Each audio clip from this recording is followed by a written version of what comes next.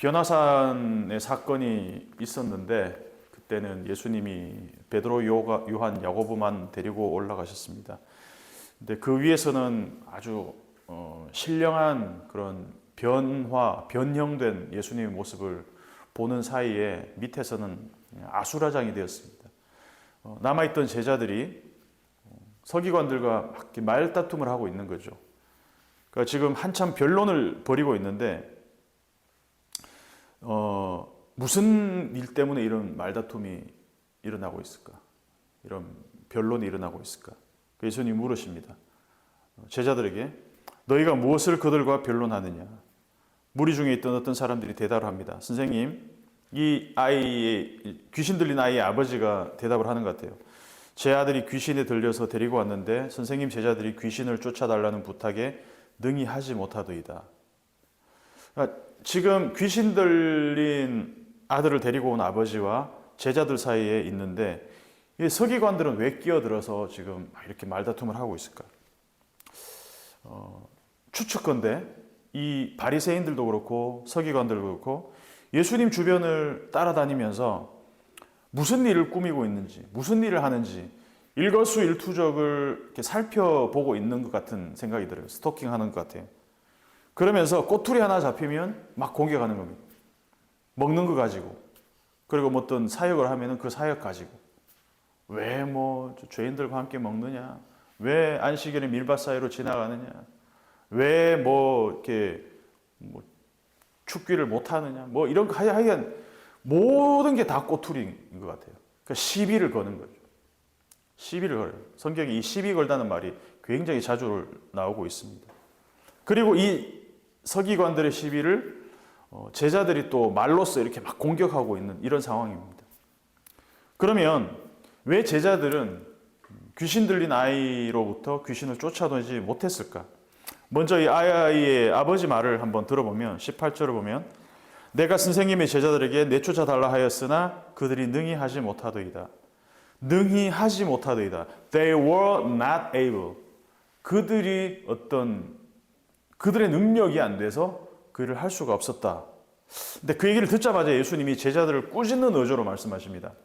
19절에 대답하여 이르시되 믿음이 없는 세대여 내가 얼마나 너희와 함께 있으며 얼마나 너희에게 참으리요. 그를 내게로 데려오라. 아이를 데려오라고 하십니다. 그러면서 이제 귀신이 예수를 보자마자 막 아이를 통해서 경련을 일으키게 자급을 칩니다. 아이가 땅에 엎드려지고 구르면서 입에 거품까지 흘리는데 예수님이 아이 아버지한테 묻습니다. 언제부터 이렇게 되었느냐? 어릴 때부터 그렇습니다. 야, 그 아이는 얼마나 오랫동안 이런 상태로 지내왔던 건지. 그 아이 아버지도 속이 타 들어갔겠죠. 뭔가 지푸라기라도 붙잡고 싶은 심정으로 예수님을 찾아왔는데 예수님이 현장에 없고 제자들이 있는데 제자들한테 부탁을 하니까 제자들은 귀신을 쫓아내지도 못하고 그럼 이 제자들이 무능해서 그랬을까 과연? 이 제자들은 귀신을 쫓아낼 그런 권능이 없었을까? 근데 이미 이 제자들은 예수님에게서 귀신을 내쫓는 권능을 받은 적이 있습니다. 6장 7절을 보면 12제자를 부르사 둘씩 보내시며 더러운 귀신을 제어하는 권능을 주시고 귀신을 제어하는 권능을 주셨다라고 얘기합니다. 그리고 그 권능을 받은 것뿐만 아니라 실제로 귀신을 쫓아내는 일까지 했습니다. 6장 12절 13절을 보면 제자들이 나가서 회개하라 전파하고 많은 귀신을 쫓아내며 많은 병자에게 기름을 발라 고치더라. 그러면 그때는 되고 왜 지금은 안 됐을까?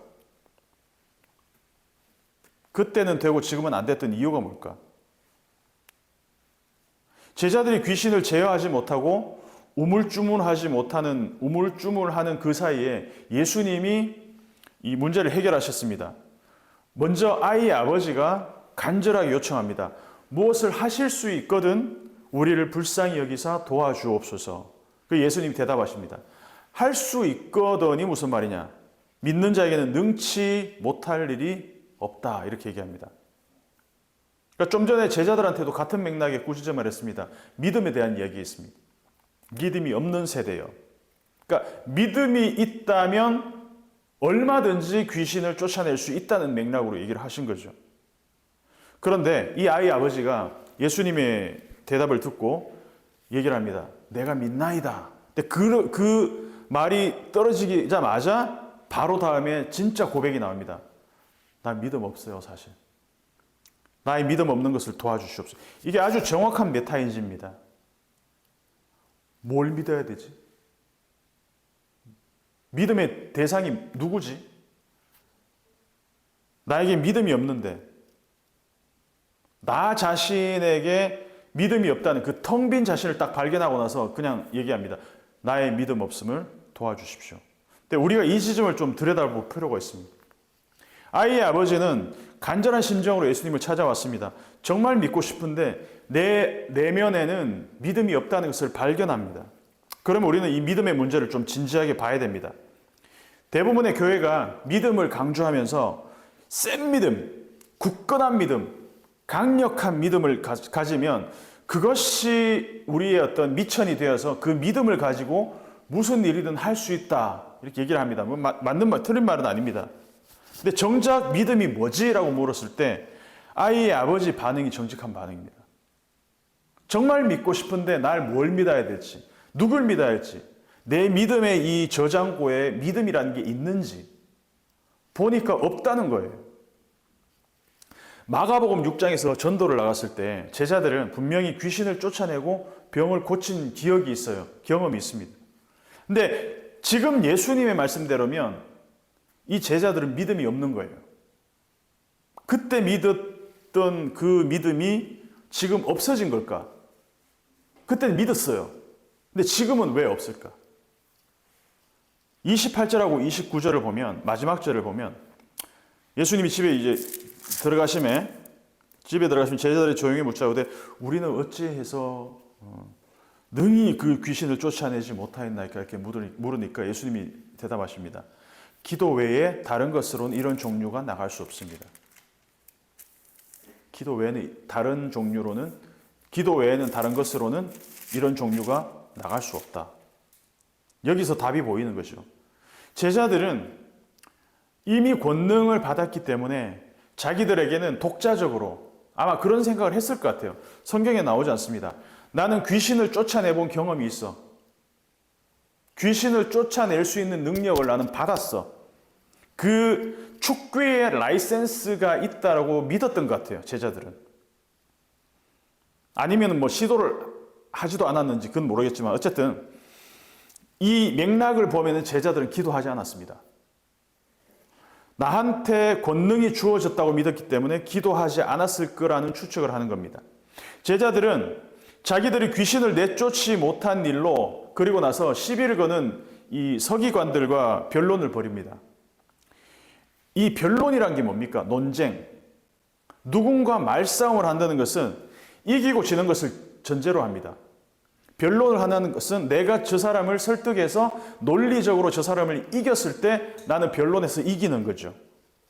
이 논리가 더 설득적이면 이기는 것이고 논리가 빈약한 사람이 지는 것이 이 논리의 게임의 법칙입니다. 그죠? 근데 제자들이 이 변론에 휩싸였다는 것은 결국 제자들은 이 변론으로 돌아가는 법칙, 이기고 지는 것으로 그 게임의 법칙으로 세상을 이해하고 있다는 말이 됩니다. 무슨 말이냐면 변론으로 살아가는 세상, 이기고 지는 것으로 살아가는 게임의 법칙에서는 상대방이 있고 내가 있어서 내가 상대방을 이겨야 내가 우위에 섭니다.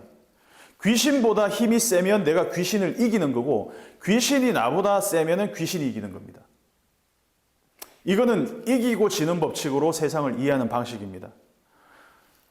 다윗과 골리앗이 다윗을 딱 보니까 자기가 다윗보다 월등하게 크니까 다윗을 조롱하죠.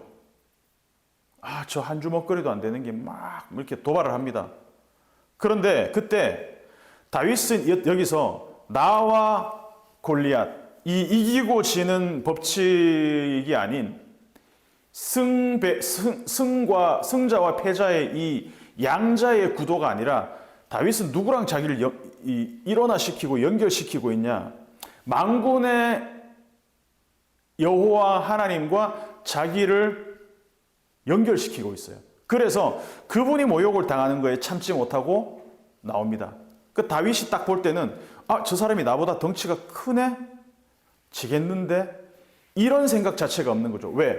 나와 하나님이 연결되어 있고 저분이 모욕을 당하는 것을 내가 참지 못하는 것으로 나온 거죠. 근데 골리앗은 이기고 지는 법칙으로 이 판을 보고 있기 때문에 제가 나보다 덩치가 작으니까 이길 수 있겠네? 조롱하고 모욕합니다.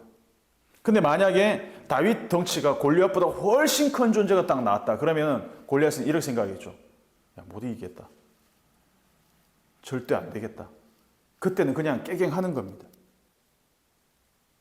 제자들이 이해하는 이 권능이라는 것은 어쩌면 이 예전에 골리앗이 이해했던 그 힘의 논리와 비슷할 수 있습니다. 내가 가진 능력, 내가 가진 축귀의 어떤 능력이 저 귀신보다 세면은 이길 수 있다고 생각하고 이게 조금 안 되겠다 싶으면 위축되는 거죠. 속된 말로 쭈구리가 되는 겁니다. 그래서 귀신 들린 아이를 사로잡고 있는 귀신과 자기 자신들의 이 축귀 능력을 1대1 싸움으로 여길 가능성이 높다는 것이죠. 결과는 참패입니다. 왜? 귀신을 이길 사람은 이 세상에 존재하지 않습니다. 사람은 귀신한테 이겨서 절대로 못 이깁니다. 붙어서는. 이 엑수시아, 권능이라는 것은 내가 하나님으로부터 받았다고 해서 내 독자적인 힘이 되는 것이 아닙니다. 제자들은 분명히 예전에는 우리가 둘씩 나가서 전도할 때는 귀신도 쫓아내고 사람도 고치고 했는데 이번에는 왜 안 되지라고 당황했을 겁니다. 그리고 자기들을 공격하는 서기관들과 말싸움까지 벌였습니다. 귀신들과도 싸우고 서기관들도 싸우고 전부 같은 맥락입니다. 이기고 지는. 근데 예수님은 전혀 다른 차원의 접근을 하고 계십니다. 기도 외에는 이런 종류가 나갈 수 없느니라. 그래서 성경이 말하는 권능, 엑수시아라는 것은 뭐냐 하면 내가 부여받은 독자적인 힘이 아니라는 거예요. 이 권능이라는 것은 그 권능을 주시는 분과 연결됐을 때 이것이 비로소 활성화되는 권능이라는 겁니다. 그래서 성경이 말하는 엑수시아는 절대적으로 내게 능력을 주시는 분과 그분 안에 있을 때만 이것이 액티베이션, 또 다른 말로 바이탈리제이션, 이것이 살아나는 것, 실제가 된다는 겁니다. 지지난주 우리가 봤지만 제자들이 그물을 던졌을 때 한 마리의 고기도 잡지 못했습니다. 근데 예수님의 말씀과 딱 접촉되어서 말씀대로 그물을 던졌을 때 그물을 들 수 없을 정도로 많은 고기가 잡혔습니다. 이거는 제자들의 그물질하고 이 고기 잡는 테크닉으로 잡은 게 아니라는 걸 보여주는 거예요, 우리한테. 권능과 접속되고 그 권능을 가진 분과 연결되을 때 나오는 권능입니다. 아담이 그랬습니다.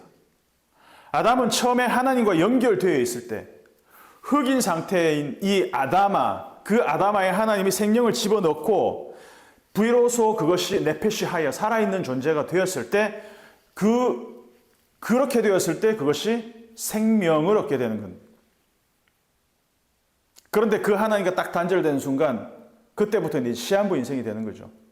왜? 생명이 없으니까 살아남아야 되는 거죠. 예수님의 권능은 그래서 항상 아버지와 연결된 권능이었다는 거예요. 예수님이 제자들에게 얘기했던 기도도 전부 이 권능과 연결되어 있습니다. 제자들에게 가르친 기도의 핵심이 뭡니까? 하늘에 계신 아버지, 그분의 이름, 그분의 나라, 그분의 권세가 전부 이 땅과 연결되어 있다라는 겁니다. 우리가 먹는 이 일용할 양식도 아버지께서 우리의 일용할 양식을 주셔야 가능하다는 얘기입니다. 요한복음 17장을 보면 전부 이 기도입니다. 대제사장적인 기도를 예수님이 제자들에게 이 기도를 그러니까 제자들을 위한 기도입니다, 말하자면. 그리고 이 땅에 남아있는 사람들을 위한 기도입니다. 아버지와 함께 창세전에 가졌던 그 영광, 연결되어 있는 함께 서로 상호 소유, 아버지는 나의 것, 나는 아버지의 것. 내 것은 다 아버지의 것이고 아버지 것은 나의 것입니다. 우리가 하나 되었듯이 저들도 우리와 같이 하나 되게 하시옵소서. 이 전부 연결되는 것이죠. 그래서 어떨 때는 예수님조차도 어떤 마을에서는 마가복음 6장에서 어떤 마을에서는 권능을 행하실 수 없어 이런 내용들이 나옵니다. 그건 뭐예요? 아버지께서 그 권능이 그 마을에 행하는 것을 원하지 않는 거죠. 예수님조차도 어떨 때는 그 엑수시아가 예수님 스스로 자신에게서 막 언제든지 살리고 막 고치고 귀신을 쫓아내고 이게 아니라 예수님조차도 그 권능을 행하실 수 없을 때가 있었다는 겁니다. 그래서 이 신앙이라는 것을 힘의 논리로 이해하면 내가 설득력 있는 말로 전도해서 이 논쟁에서 승리해서 저 사람이 납득되고 설득이 되면 교회를 데리고 오는 것. 이것을 전도라 생각한다면 그 전도는 굉장히 폭력적인 전도입니다. 그걸 믿음으로 믿습니다. 이게 전도라고 생각합니다. 그래서 저 사람을 논리적으로 그리고 계속 어떤 회유하고 협박하고 이렇게 설득해가지고 데리고 오는 거. 이거 전도가 아니죠. 납치죠, 납치. 내가 쟤보다 큰 믿음이 있으면 믿음도 마찬가지예요. 나는 믿음이 좋은 사람, 상대적으로 나는 믿음이 큰 사람, 믿음을 우열로 인식하는. 그래서 누구 믿음이 더 크냐, 세냐, 제자들이 서로 누가 더 크냐, 누구 자리가 맨날 다퉜던 게 그거잖아요. 뭐가 다릅니까? 뭐라 그랬습니까, 예수님이? 겨자씨 하나만한 믿음만 있어도 크고 센 이만한 산 같은 그런 차원이 아니라는 것이죠. 그래서 어떨 때는 그래요. 어제의 믿음이 오늘의 믿음 없이로 연결될 때가 있잖아요. 제자들처럼 어제 귀신을 쫓아내고 승리의 기억을 갖고 있는데 오늘 처참하게 실패할 때도 있어요. 조금 전에 주는 살아계신 하나님의 아들, 주는 그리스도시요, 살아계신 이렇게 멋진 고백을 했던 베드로가 바로 조금 있다가 십자가 절대 안 돼요 이러면서 또 막 사단이라는 얘기 듣기도 하고 그러잖아요. 그래서 신앙을 논리 싸움, 능력의 어떤 크기 비교, 힘의 경쟁으로 이해하면은 이렇게 답이 없습니다. 제자들의 사고방식 자체가 이미 믿음이 없는 세대, 그 세대의 사고방식과 교회를 같이하고 있기 때문에 예수님이 그렇게 얘기를 하고 있는 것이죠. 힘의 논리, 이기고 지는 게임. 그래서 귀신이 나가는 이유는 뭐냐 하면 예수님의 힘이 귀신보다 더 세서가 아니라, 물론 그것도 있지만 예수님이 아들 성자께서 아버지 하나님과 연결되어 있고 연합되어 있기 때문에 귀신이 아이고야 이러면서 나가는 것이죠. 그래서 귀신이 예수님 볼 때마다 뭐라 그럽니까? 귀신들이 레파토리가 똑같습니다. 당신은 거룩하신 하나님의 아들이십니다. 이렇게 얘기하잖아요. 예수라는 인간으로 인식하는 것이 아니라 귀신은 예수를 귀신같이 알아보죠. 그래서 예수를 딱 봤을 때 당신은 거룩하신 하나님의 아들, 당신은 이 인간의 존재를 넘어서는 인간을, 그래서 귀신을 알아봅니다. 그래서 귀신이 떠나가는. 예수님 자신의 어떤 그 능력에서가 아니라, 인간적인 파워에서가 아니라. 그래서 예수님이 보여주시는 권능은 경쟁과 비교 우위에서 나오는, 쟤보다 내가 더 크기 때문에 이기는 그 권능이 아니라는 거예요. 이 권능은 단절해서 나의 힘의 극대화로 나오는 힘이 아니라 아버지와 연합되어서 나오는 힘, 그 엑수시아를 갖고 있다는 겁니다. 아버지의 권위를 부여받은 상태, 아버지와 접속되어 있을 때만 활성화되는 그 권능을 갖고 계셨다라는 것입니다. 그래서 하나님과의 관계 안에서 예수님은 항상 그 권능이 흘러내렸어요. 왜? 아버지와 접촉이 끊어진 적이 없으니까. 단 한 번도. 그래서 예수님이 죽음 가운데서 살아나셨을 때도 잠시 예수님은 죽음으로 아버지와 이 접촉이 끊어진 듯 보였으나 아버지께서 아들을 살리시잖아요. 예수님 스스로 와 이러면서 막 기적이 피면서 예수님이 일어나는 게 아니라 아버지께서 아들을 살리셨다는 거죠. 다 재접촉, revitalization, 재활성화가 되고 있었다는 것이죠. 그래서 귀신은 와 쟤가 나보다 크네? 이 힘의 크기를 보고 도망가는 존재가 아닙니다. 귀신 이길 존재가 없습니다. 이 땅에서. 사람은 귀신을 이길 수가 없습니다. 하나님과 연합한 자에게는 복종하는 존재라는 것이죠. 그래서 귀신들이 예수님 만나면 그렇게 당신은 거룩하신 하나님의 아들입니다. 얘기를 했다는 것이죠. 아이의 아버지는 이 원리를 몸으로 깨닫게 되었어요. 처음에는 할 수 있거든 우리를 불쌍히 여겨 도와달라. 이 말은 뭐냐 하면 이 아이의 아버지의 인식도 예수님의 힘도 귀신한테 밀릴 수 있다는 걸 전제로 하고 있습니다. 당신이 할 수 있거든. 당신 귀신보다 세거든. 이 말이에요. 당신이 더 세면 귀신을 제압하고 내 아이를 좀 살려주십시오. 힘의 논리입니다. 그런데 예수님이 이걸 고쳐주시죠. 할 수 있거든이 무슨 말이냐. 믿는 자에게는 능치 못할 일이 없다. 다시 말해서 기도를 통해 아버지와 하나님과 접속되어 있는 자에게는 그 어느 것도 불가능한 것이 없다는 얘기로. 그래서 예수님은 힘이 얼마나 센가, 이 할 수 있는 이 능력치의 관점에서 하나님을 얼마나 신뢰하는가의 관점으로 이 관점을 바꾸어 주셨다는 거죠. 그때 아버지가 이 아이 아버지가 고백합니다. 믿나이다. 나의 믿음 없는 것을 도와주십시오. 이 두 개가 쌍입니다. 이게 배치되고 상충되는 것 같지만 이게 쌍입니다. 믿습니다. 그러나 메타인지를 해보니 나는 믿음이 없습니다. 이 믿음 없음을 도와주십시오. 이 고백은 이기고 지는 힘의 게임을 포기하고 하나님과의 연합의 신앙으로 돌아가는 그 숭고한 순간이 바로 이 순간이라는 것입니다. 그때 예수님 아이를 고친다는 것이죠. 어쩌면 저는 이 무대를 보면서 예수님이 이런 판을 일부러 깔아놓은 것은 아닐까? 가끔씩 예수님이 미리 나타나셨으면 제자들이 밤새도록 그물질하고 고기 못 잡는 상황이 일어나기 전에 예수님께서 고기를 그물 배 오른쪽에 던져라 할 수도 있잖아요.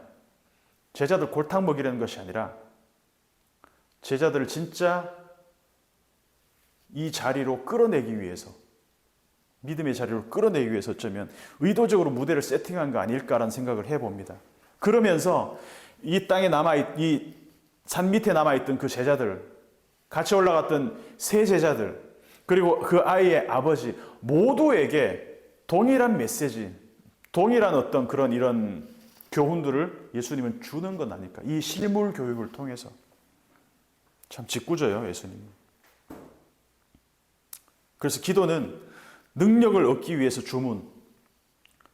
이렇게 기도했으니까 내가 이만큼 능력을 받았어. 이제 내 거야.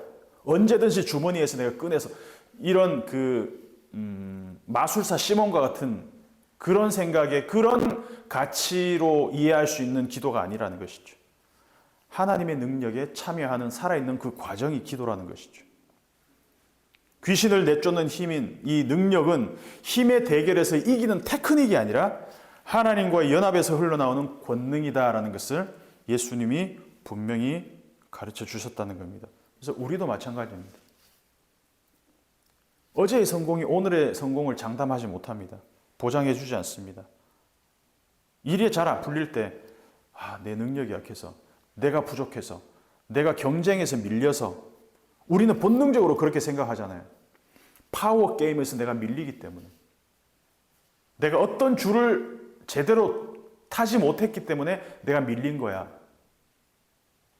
때로는 실력이 없어서, 때로는 내 줄이 미약해서, 줄을 잘못 써서. 그래서 사람들의 관계에서도 항상 이 구도가 있다는 겁니다. 논리와 말싸움으로 이기려고 하고, 실력으로 이기려고. 이기면 나는 살아남고, 지면 도태된다. 신앙은 전혀 다른 차원입니다. 힘의 게임이 아니라 하나님과의 연합을 내가 오늘도 누리고 있느냐? 그래서 우리가 매일 부딪히는 문제들은 우리 힘이 약해서가 아니라 하나님과의 연합이 끊어져 있을 때 그게 더 크게 다가온다는 것입니다. 기도 외에는 나갈 수 없다.